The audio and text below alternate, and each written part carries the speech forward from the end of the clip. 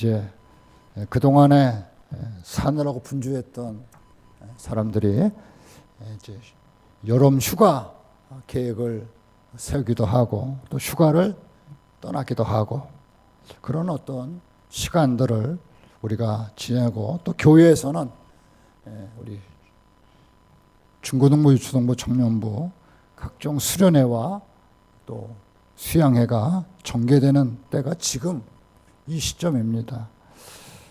근데 우리는 우리 지금의 여러 가지 상황으로 인해서 모든 것들을 잠시 내려놓고 이렇게 생활하고 있습니다. 오늘 제가 뉴스를 보니까 그럼에도 불구하고 강원도를 향하는 차들이 엄청 밀리고 비가 지금 오는데도 그래서 또 상황과 상관없이 또 살아가는 사람들도 많이 있다는 사실을 볼 수가 있습니다. 여러분, 우리가 좀 더 조심하고 좀 더 유의하셔서 교회를 통한 N차 감염이라 그러죠. 여러 감염이 이루어지지 않도록 우리 모두가 좀 더 조심했으면 좋겠습니다. 우리가 이 사무엘서가 있고 이제 열왕기서가 있습니다. 그리고 역대기가 있죠. 성경에 구약에 보면은 사무엘서는 주로 이 다윗 왕과 관련해서 기록하고 있습니다. 물론 사울도 있고 사무엘도 있고 있지만 대부분 많은 부분들이 다윗과 관련해서 사무엘서가 기록되어져 있습니다. 그리고 우리가 읽은 이 열왕기는 다윗이 죽고 솔로몬으로부터 시작해서 이제 마지막 유다의 마지막 시드기야 왕까지 약 400년 동안의 역사적 배경을 가지고 이 열왕기가 기록되어져 있습니다. 그러니까 여러분 이번 주간하고 다음 주간은 우리 성경 읽기에 열왕기서를 읽게 되거든요. 그러니까 이스라엘의 왕들의 역사, 열왕, 이스라엘의 왕들의 역사를 우리가 보게 됩니다. 여러분 꼭 한번 보시기 바랍니다. 여러분 그래서 이 왕들에 대한 기록이 한 400여 년 동안 기록되어 있는데 물론 역대기도 그렇지만은 열왕기도 마찬가지입니다. 역사를 기록할 때 사실을 이제 기록하겠죠. 근데 보다 사실을 어떤 관점에서 그 사실을 보느냐 이게 이제 중요합니다. 그러니까 사실은 사실인데 어떤 관점에서 이 사실을 보고 해석하느냐 이게 그러니까 우리가 열왕기를 보고 역대기를 보면서 역사를 우리가 만나게 되는데 그 역사 속에서 하나님의 관점으로서 역사를 어떻게 보게 되는가 이것을 배우게 됩니다. 그러니까 누가 뭐 했다, 누가 어떻게 했다, 누가 했다 어떤 사실적 기록도 중요하지만 그 왕들을 평가하고 왕들을 판단하는 어떤 관점 이것이 굉장히 중요합니다. 여러분 사랑하는 성도님들 이 관점이 곧 세계가 아니고요. 이것이 곧 신앙의 기본을 두고 있거든요. 따라서 저와 여러분이 이렇게 성경을 읽으면서 특히 역사서를 읽으면서 이 관점을 배우는 것은 굉장히 중요합니다. 여러분 우리 모두가 다시 한번 열왕기를 통해서 역사적 사실과 그 역사적 사실을 바라보는 관점을 우리가 다시 한번 성경을 통해서 배우는 귀한 시간이 되었으면 좋겠습니다. 오늘 우리 본문은 여러분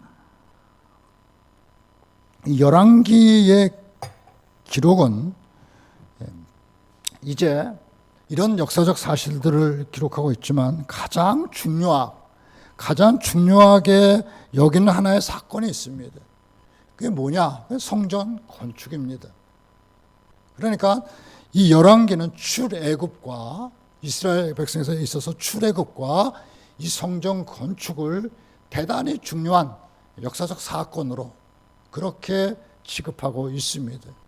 그러니까 많은 왕들의 여러 기록들이 있지만은 그 중심이 성전 건축입니다. 우리가 출애굽기, 레위기, 민수기, 신명기, 여호수아 이건 다 출애굽을부터 시작되는 역사인 것입니다. 그런데 이 열왕기에서는 이 출애굽을 넘어서서 이제 성전 건축에 관해서 말씀하고 있습니다. 자, 우리 한번 성경을 찾아보겠습니다. 열왕기상, 여러분 열왕기상 6장입니다. 6장 우리 확인해 보셔야 되겠죠. 6장 1절, 6장 1절 우리 한번 다 같이 읽어 보겠습니다. 6장 1절 한번 읽겠습니다. 같이 읽겠습니다. 이스라엘 자손이 애굽 땅에서 나온 지 480년이요 솔로몬이 이스라엘 왕이 된 지 4년 12월 그 둘째 달에 솔로몬이 여호와를 위하여 성전 건축을 시작하였더라. 아멘. 그러니까 출애굽 사건과 그 후에 여러 가지 일들이 많이 있었죠. 그런 것들은 이제 생략하고 출애굽과 이 성전 건축을 아주 중요하게 이제 이 열왕기에서는 취급하고 있습니다. 그러니까 열왕기를 우리가 보면서 솔로몬이 어떤 왕이다, 르호보암이 어떤 왕이다, 여로보암이 어떤 왕이다, 요시아가 어떤 왕이다 이런 것도 중요하지만 이 성전을 건축한 이 사건을 우리가 아주 유심히 살펴보는 것이 굉장히 중요합니다. 자, 보십시오. 이제 성전 건축에 관해서 그 6장을 우리 6장 1절 읽었죠. 6장 2절부터 보게 되면은 성전의 크기와 구조에 대해서 말하고 있습니다. 자, 다시 한번 6장으로 돌아오겠습니다. 8장은 우리가 조금 이따 설명드리고요. 6장 1절은 성전 건축이 언제 시작되는지를 어떤 역사적 시점을 말씀하고 있고 2절부터 10절까지는 성전의 구조와 크기와 구조에 관해서 성전이 얼마나 크고 어떤 구조로 되어 있는지 외형적인 크기와 구조에 관해서 설명이 되어져 있습니다. 그리고 나서 이제 14절부터는 그 성전의 가장 중요한 성소와 지성소에 관해서 기록되어져 있습니다. 자, 그런데 문제의 핵심은 6장 11절부터 13절입니다. 자, 보십시오. 자, 6장 11절부터 13절 한번 보시기 바랍니다. 여러분들이 잘 좀 이렇게 따라왔으면 좋겠습니다. 자, 6장 10절까지가 성전의 크기와 성전의 크기와 구조에 대해서 설명하고 있습니다. 그리고 14절부터는 거기 나왔죠. 성전 내부 장식, 즉 성소와 지성소에 대해서 말씀하고 있는데 그 사이에 기록된 것이 11절부터 13절입니다. 이게 굉장히 중요합니다. 우리 한번 11절부터 13절을 우리 한번 다 같이 읽어 보겠습니다. 같이 읽겠습니다. 여호와의 말씀이 솔로몬에게 임하여 이르시되 내가 지금 이 성전을 건축하니 내가 만일 내 법도를 따르며 내 율례를 행하며 내 모든 계명을 지켜 그대로 행하면 내가 내 아버지 다윗에게 한 말을 내가 확실히 이룰 것이요 내가 또한 이스라엘 자손 가운데에 거하여 내 백성 이스라엘을 버리지 아니하리라. 아멘. 다시 말해서 이 말씀은 성전 건축과 성전 내부 건축 사이에 샌드위치처럼 끼어있는 말씀이 6장 11절부터 13절입니다. 이 말씀의 내용은 무엇이냐면 하나님은 솔로몬에게 성전을 건축하게 하시면서 솔로몬에게 다시 한번 가장 중요한 성소와 지성소를 이제 내부를 건립하기 전에 다시 한번 말씀하신 겁니다. 그 말씀이 무엇입니까? 바로 너가 하나님의 율법을 지킬 것을, 하나님 말씀을 지킬 것을 다시 한번 강조하고 있습니다. 지금 성전을 막 건축하고 있어요. 그래서 외형, 크기, 외형 이런 것들을 다 만들었습니다. 이제 내부 가장 중요한 성소와 지성소의 거기 인테리어와 그 안에 들어가는 여러 가지 성물들을 집어넣으면 됩니다. 근데 그 사이에 하나님이 솔로몬에게 말씀하신 겁니다. 솔로몬아, 내가 너에게 말하는 이 율법을 소중히 여기고 너가 지켜라. 이 말씀을 하신 겁니다. 여러분,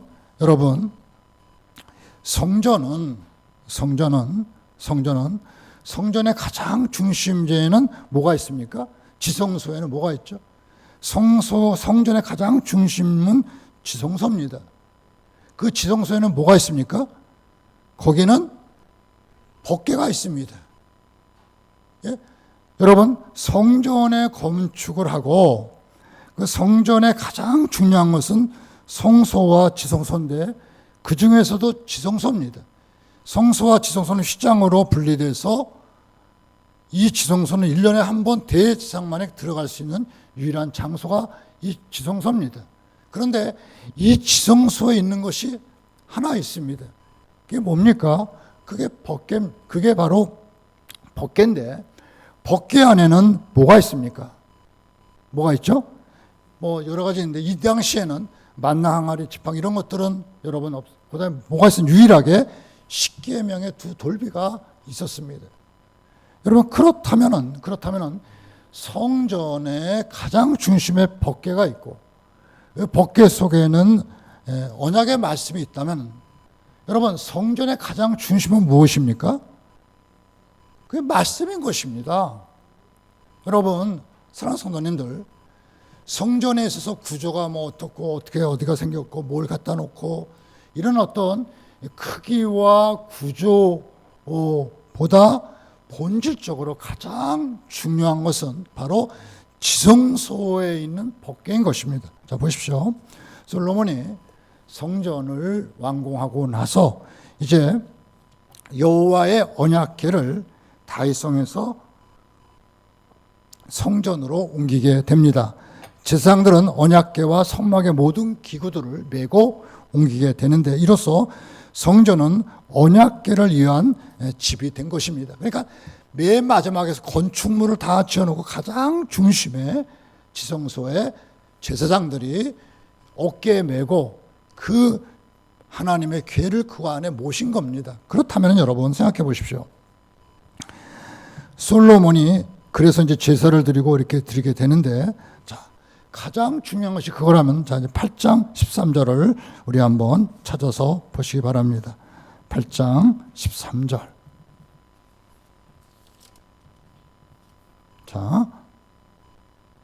자, 우리 한번 같이 8장 13절을 같이 읽겠습니다.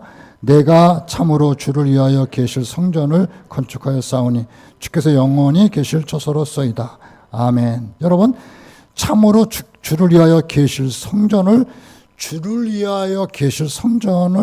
건축해 쌓으니 주께서 영원히 계실 처소. 주께서 영원히 계실 처소라는 말은 무슨 뜻입니까? 이거는 언약궤, 법궤를 가는 말입니다. 이 언약궤 십계명을 그러니까 하나님의 말씀이 계신 곳이 누가 계신 곳이에요? 하나님이 계신. 여러분 보세요. 주께서 영원히 계실 처소. 이 말씀은 하나님께서 그 말씀으로 그곳에 계시는 장소라는 뜻입니다. 여러분 그러니까 솔로몬은 예루살렘 성전이 여호와께서 영원히 계실 수 있는 장소라고 밝힙니다. 전에는 법궤가 유랑했습니다. 그죠? 여기저기 광야 시대 또 돌아다녔고, 또한 법궤는 이제 솔로몬이 지은 고정된 시온산에 이제 곧 정착을 하게 됩니다. 성전은 하나님의 선택하신 곳에 세워짐으로 여호와께서 머무는 곳이며 그의 이름이 있는 곳이 됩니다. 그게 성전입니다. 여러분 그렇다면 이곳에서 성도들은 예배드리고 제사드리고 예배드리고 또 하나님 말씀을 듣고 그것이 바로 성전인 것입니다. 만약 여러분 성전은 가장 중요한 것이 바로 말씀인 것입니다. 언약의 말씀이 가장 중요한 것. 여러분 그렇다면 오늘날 우리 교회 몸된 교회에서 가장 중요한 게 뭡니까? 그건 건물도 아니고요. 가장 중요한 것은 뭐죠? 살아계신 하나님의 말씀인 것입니다. 여러분, 우리는 그 말씀을 듣고 선포하고 가르치고 배우고 그 말씀이 말씀될 때 교회는 교회되는 것입니다. 만약에 말씀이 교회에서 빠져나 친교단체가 되고 또 여러 가지 그냥 뭐 이런 모임이 되고 이거는 말씀이 빠진 교회는 교회일 수가 없는 것입니다. 교회의 본질은 바로 그 안에 뭐가 있는 것입니까? 말씀이신 그리스도가 있는 것입니다. 말씀입니다. 말씀. 여러분 그렇다면 여러분 고린도 전서에서 이렇게 얘기를 합니다. 여러분 고린도 전서에서 바울은 우리 몸을 성전이라고 그랬어요. 그죠? 우리 육체의 몸을 성전이라고 했어요. 그러면 성전인 이 몸에 가장 중요한 게 뭡니까? 그건 지성소고 뭐죠? 우리가 예수 그리스도 안에서 내 몸이 성전이 되었다면 내 몸에서 가장 중요한 것은 무엇이어야 됩니까? 그 말씀이어야 되는 것입니다. 공부를 많이 하고 지식을 많이 쌓고 좋은 기능을 갖고 돈을 많이 보고 권력을 갖고 그런 것이 여러분들을 결정할 수 있는 것이 아닙니다. 세상은 그런 것들이 여러분들을 결정할 수 있다고 말을 해요. 그런데 성경은 성도의 성도다움, 성도의 성도됨은 무엇입니까? 우리 속에 있는 말씀이신 그리스도가 우리를 결정하게 하는 것입니다. 그러니까 나의 나됨에 가장 중요한 것은 무엇이죠? 하나님의 말씀이라는 것입니다. 여러분 따라서 우리는 말씀 안에서 우리 인생이 걸어가기도 하고 말씀 안에서 멈추기도 하고 말씀 안에서 회개도 하고 말씀을 통해서 우리가 소망 바라보기도 하고 말씀을 통해서 우리는 다시 시작하기도 하고 말씀을 통해서 우리는 위로받기도 하고 우리는 마땅히 해야 할 일들을 할 수 있는 근거를 어디서 찾습니까? 말씀에서 찾게 되는 것입니다. 성전의 가장 중요한 것은 지성소고요. 지성소 안에 있는 것은 바로 법계 하나님 말씀인 것입니다. 따라서 저와 여러분이 얼마나 말씀을 중요하게 여기냐에 따라서 우리 삶이 결정돼 버리고 마는 것입니다. 우리 교회의 질은 말씀을 이해하고 고백하고 순종하고 거기에 정비례하는 것입니다. 우리 성도의 삶의 질도 마찬가지인 것입니다. 여러분 성전에서 지성소가 없고 그 지성소 안에 법궤가 없다면 그건 단지 그냥 또 다른 하나의 건물일 뿐입니다. 또 다른 하나의 건물일 뿐이에요. 우리 몸도 우리 하나님께서 우리를 성전이라고 말씀하셨는데 우리 속에 말씀이 빠져나가면 그냥 우리는 그냥 인간일 뿐입니다. 아무것도 아니에요. 우리 속에 말씀이 있기 때문에 우리는 성도가 되고 하나님이 우리 가운데 거하시는 근거가 되는 줄로 믿습니다. 하나님은 어디 계신지 잘 모르겠다 이렇게 말씀하지 마세요. 왜요? 말씀으로 우리와 함께 하시는 분이 하나님이십니다. 그리고 우리 속에 말씀이 있으면 하나님 나와 함께 하시는 거예요. 왜요? 말씀으로 하나님 존재하기 때문에 그렇습니다. 여러분들이 어느 상황 속에든지 그 말씀이 기억나면 말씀 속에 우리 자신을 뒤돌아보면 여러분 하나님 함께 하신 겁니다. 근데 어렵고 힘들다 한테 아무 말씀 생각이 안 나요. 그냥 어렵다는 상황만 생각이 나고 나를 어렵게 한 그 사람만 미워진다면 우리가 하나님 안에 거하지 못하는 것이죠. 그런 상황임에도 불구하고 여전히 하나님 말씀이 기억이 나고 하나님 말씀이 들려오고 하나님 말씀이 내 판단과 선택의 기준이 되고 아멘. 그래야 우리는 진정한 성전이 되고 우리는 성전으로서의 삶을 살아가게 되는 것입니다. 여러분 사랑하는 성도님들 우리가 다시 한번 저와 여러분이 우리 성도들이 하나님 말씀에 왜 가까이 가야 되는지 그 동기를 명확히 하고 우리가 그 동기로부터 출발해서 우리 영혼 속에 여러분들이 영혼 속에 말씀을 담으면 담은 그 말씀이 반드시 싹이 나고 꽃이 피고 우리 생명을 주고 열매를 맺게 될 줄로 믿습니다. 여러분 말씀 내 안에 있는 말씀 이상으로 클 수가 없어요. 우리 삶이요. 클 수가 없습니다. 여러분들이 어떤 말씀을 담든지 그 말씀의 그릇만큼 살아가게 되는 것입니다. 어떤 어렵고 어떤 힘든 상황이 있다 하더라도 말씀 속에 있으면 그 말씀이 여러분들을 이끌어 갈 것입니다. 그냥 많은 걸 가졌어요. 돈도 갖고 건강도 있고 권력도 있고 힘도 있고. 근데 그 속에 말씀이 없어요. 그럼 여러분의 인생은 말씀 없는 삶이 돼버리고 마는 것입니다. 성공이요? 실패요? 여러분 잘 돼도 인간은 잘 돼도 여러분 잘 된데도 꼬꾸라지면서도 다시 일어나고 이런 게 얼마나 굴곡이 많습니까? 그 가운데 말씀 속에 우리가 거하게 될 때 우리는 방향을 찾고 힘을 얻고 용기를 얻을 수 있는 힘을 얻게 될 줄로 믿습니다. 성전일 수 있는 것은 그 안에 말씀이 있기 때문에 그렇다. 이 사실을 우리는 반드시 깨닫고 알아야 될 줄로 믿습니다. 그리고 솔로몬은 이후에 이제 이 성전을 짓고 하나님께 솔로몬은 성전 안에서 기도를 시작을 합니다. 그 오늘의 읽은 이 본문은 8장 22절부터 26절 중에서 23절은 이렇게 솔로몬의 기도는 시작이 됩니다. 보십시오. 이르되 이스라엘의 하나님 여호와여, 하나님 이름을 부르고요. 위로 하늘과 아래 땅에 주와 같은 신이 없나이다. 주께서는 온 마음으로 주의 앞에서 행하는 종들에게 언약을 지키시고 은혜를 베푸시나이다. 아멘. 이 기도의 시작은 여러분, 주께서는 온 마음으로 주의 앞에서 행하는 종들에게 언약을 지키시고 은혜를 베푸는 근거는 하나님의 말씀에 있는 것입니다. 즉 우리의 기도, 성전 안에서 행하지는 하나는 그 중심은 말씀이고요.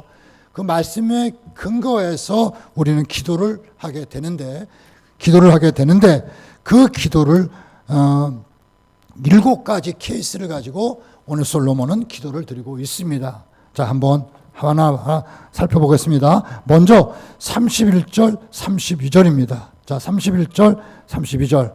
우리 31절만 한번 읽어볼까요? 31절 같이 읽겠습니다. 8장 31절 시작. 만일 어떤 사람이 그 의색에 범죄함으로 맹세시킴을 받고 그가 와서 그 성전에 있는 주의 제단에서, 자, 여러분, 만일 어떤 사람이 그 이웃에게 범죄함으로 맹세시킴을 받고 그와 성전에서 주 앞, 여러분, 만일 어떤 사람이 그 이웃에게 뭐하고요?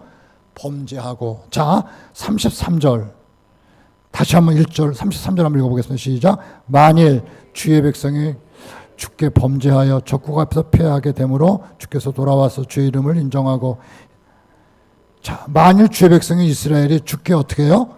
범죄하고. 자, 31절도 범죄, 33절도 범죄. 자, 35절이요. 만일 그들이 주께 뭐죠? 범죄함으로. 자, 37절. 만일 이 땅에 기근이나 전염병이 있거나 곡식이 시들거나 깐부기나 나거나 메뚜기, 황충이가 나거나 적국에 가서 청을 에워싸거나 무슨 재앙이나 무슨 질병이 있든지 막론하고. 자, 그 다음에 37절 보십시오. 37 걷죠? 41절부터 43절. 44절을 볼까요? 이것도 넘어가고요. 자, 46절을 보겠습니다. 범죄하지 아니하는 사람이 없사오니 그들이 주께 범죄함으로 주께서 그들에게 진노하사. 여러분, 7번의 케이스 바이 케이스를 가지고 솔로몬이 기도를 합니다. 야, 여러분, 7번의 기도를 드린데 기도의 첫 번째 나오는 것이 뭐냐면 우리가 주께 범죄하여. 그러니까 하나님의 전에 와서 제일 먼저 드리는 기도의 시작은 무엇입니까? 바로 회개였습니다. 즉 하나님의 말씀 속에 거한 주의 백성이 주의 몸된 교회, 솔로몬이 드렸던 7가지 케이스 바이 케이스의 기도를 드리고 있는데 그 기도의 첫 번째 줄은 우리가 주께 범죄하여 전쟁이 나고, 우리가 주께 범죄하여 질병이 생기고, 우리가 주께 범죄하여 이웃과의 관계가 무너지고, 우리가 주께 범죄하여 이런 어려움을 당할 때 우리가 주 앞에 나와 회개하면 주께서 하늘을 여시고 우리에게 응답하여 주실 줄로 믿습니다 하는 기도거든요. 그러니까 이 기도 속에서 여러분, 우리가 성전은 만민이 기도하는 집이라 주께서 이렇게 말씀하셨습니다. 솔로몬도 성전을 지어놓고 그 성전 중심에 말씀을 안치하고 나서 그는 그 성전에서 기도를 시작하고 있습니다. 여러분, 교회는 기도하는 집인 것입니다. 기도하는 장소인 것입니다. 근데 우리가 기도할 때 그 기도의 첫 번째가 뭐냐? 어떤 기도예요? 하나님 저 나 못 살겠어요. 나 이거 해주세요. 뭐 해주세요. 뭐 해주세요. 간구가 아니에요. 간청이 아니에요. 솔로몬이 보여줬던 성전을 지어놓고 했던 첫 번째 기도의 시작은 바로 회개였던 것입니다. 사랑하는 갈보리교회 성도님들, 오늘 여러분들이 주일날 주 앞에 나와서 예배를 드립니다. 주 앞에 나와서 우리가 예배 드리기 전에 여러분들 이 자리에 앉으셔서 여러분 간단하게 기도하실 겁니다. 하나님, 저 왔습니다. 감사합니다. 예배 잘 드리게 해주세요. 감사합니다. 예수님의 이름으로 기도드립니다. 이렇게 간단히 기도하실 줄 압니다. 그죠? 근데 말입니다. 그것도 기도 맞아요. 그런데 오늘 솔로몬이 여호와의 성전을 지어놓고 가장 강력하게 간구했던 내용이 뭐냐? 회개의 기도입니다. 사랑하는 성도님들, 저와 여러분이 회개의 기도를 경험하지 않으면 우리는 기도를 모른다고 해도 과언이 아닙니다. 하나님 감사합니다. 저 왔습니다. 이 기도예요. 그런데 여러분, 저와 여러분이 어느 시점에서 정말로 하나님 앞에 간절히 하나님 앞에 우리 여러 가지 우리 삶의 여러분 삶의 어려움이 여기에 나와 있는 7가지 경우는 국가와 민족의 어려움, 개인의 어려움 이런 것들을 총망라하고 있습니다. 우리가 사는 게 어려운 거예요. 사는 게 짐입니다. 사는 게 고통이에요. 사는 게 행복을 우리가 바라보지만 행복하지 못하기 때문에 행복을 바라보는 것이죠. 삶은 힘든 거 누구나 힘들어요. 누구나 힘들어요. 삶은 여지없이 삶은 고달픕니다. 많이 가지면 가진 대로 힘들고요. 없으면 없는 대로 고달픈 인생입니다. 따라서 여러분, 우리가 이와 같은 우리의 삶에 처절한 안타까움을 갖고 주 앞에 나와서 하나님 저 좀 숨 좀 쉬게 해주세요. 저의 짐 좀 덜어주세요. 라는 기도도 중요하지만 하나님 앞에 하나님 저 내 삶의 중심이 하나님 말씀이어야 되는데 그렇게 살지 못한 나 연약함을 용서하여 주실 줄로 믿습니다. 어느 날 내 삶을 뒤돌아보니까 돈이 내 중심에 와 있습니다. 어느 날 내 삶을 뒤돌아보니까 내 직장이 내 삶의 중심에 와 있습니다. 어느 날 나를 돌아보니까 아버지 하나님 내 생각이 내 삶의 중심에 와 있습니다. 내 남편과 내 아내와 내 자녀가 내 삶의 중심에 와 있습니다. 내 사업이 내 삶의 중심에 와 있습니다. 하나님, 다시 한번 하나님 중심, 그 말씀 중심으로 내 삶을 회복시켜 주실 줄로 믿습니다. 라는 이 회개의 기도가 저와 여러분의 기도의 핵심이어야 된다는 것입니다. 여러분 사랑하는 성도님들, 이걸 우리 잃어버리고 살아요. 이 그냥 예배 드리고 여러분 이 회개의 삶의 회복이 없으면 여러분 진정한 성전의 회복을 말할 수가 없습니다. 제가 그 순수 영성이라는 책을 최근에 보게 됐는데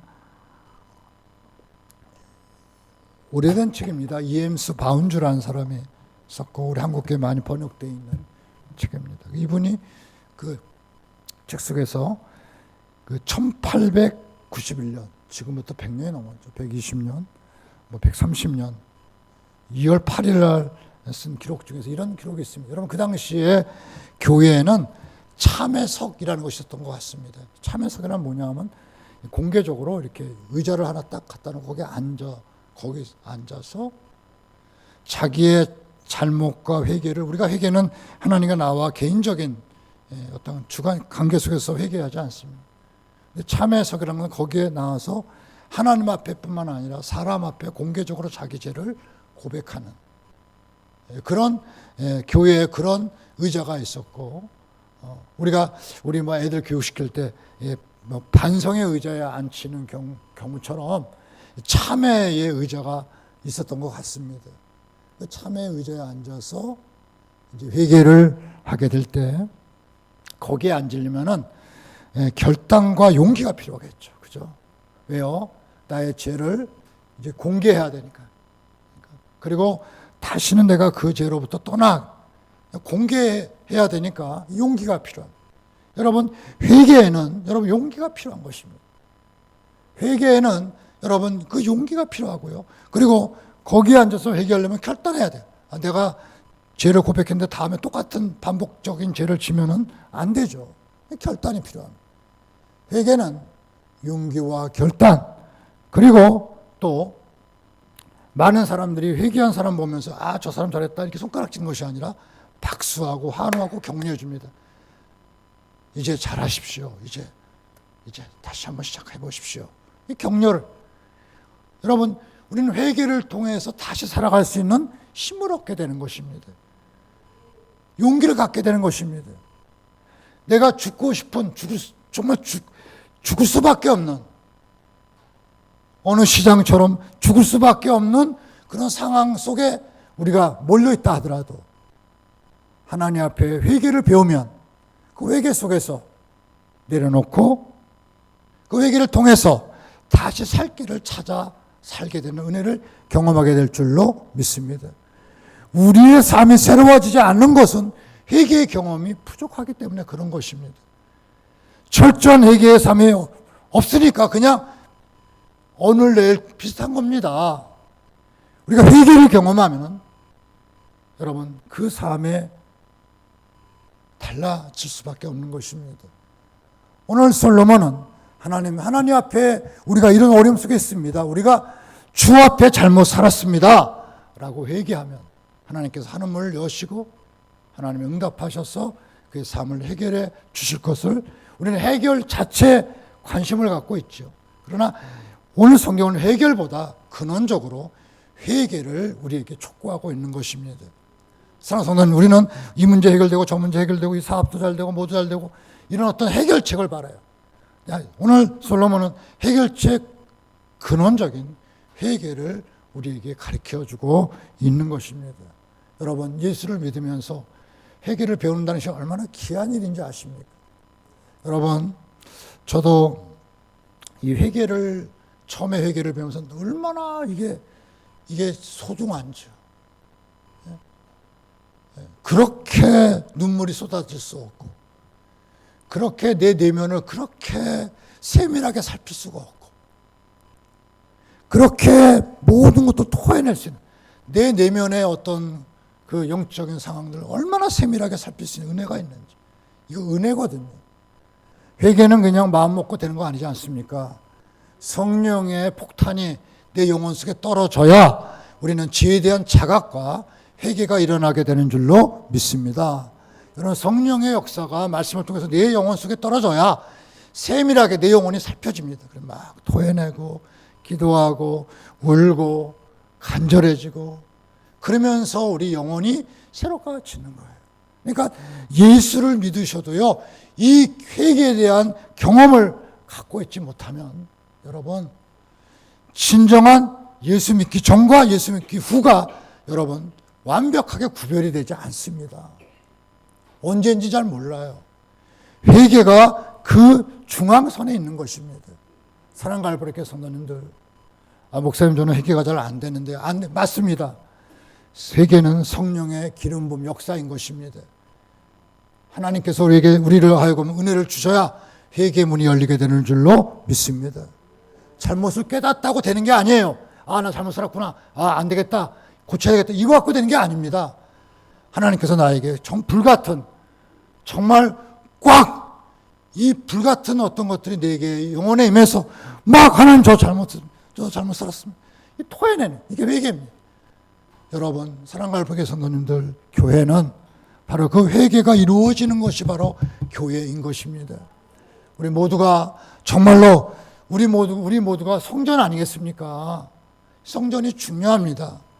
열왕기에서 성전이 중요한 것처럼 우리 성전도 중요한, 우리 성전 속에 우리 삶의 영혼 속에 말씀을 중심으로 살아갈 수 있기를 축원합니다. 그리고 입술을 열어서 주 앞에 끊임없이 회개함으로 말미암아 우리 자신이 진정한 성전이 되고 하나님께 복을 받는 귀한 삶을 살아가는 저와 여러분이 되셔야 될 줄로 믿습니다. 여러분, 사람들의 조롱 그거 대단히 어려울 것 같지만 여러분, 회개하고 나면은 이겨나갈 수 있습니다. 감당할 수 있습니다. 우리 모두가 다시 한번 말씀과 기도로 우리의 몸의 성전을 잘 세우셔서 다시 한번 우리가 어렵고 힘든 세계 새로운 삶을 살아갈 수 있는 믿음의 사람들 되시기를 주님의 이름으로 간절히 축원합니다. 아멘. 하나님 감사합니다.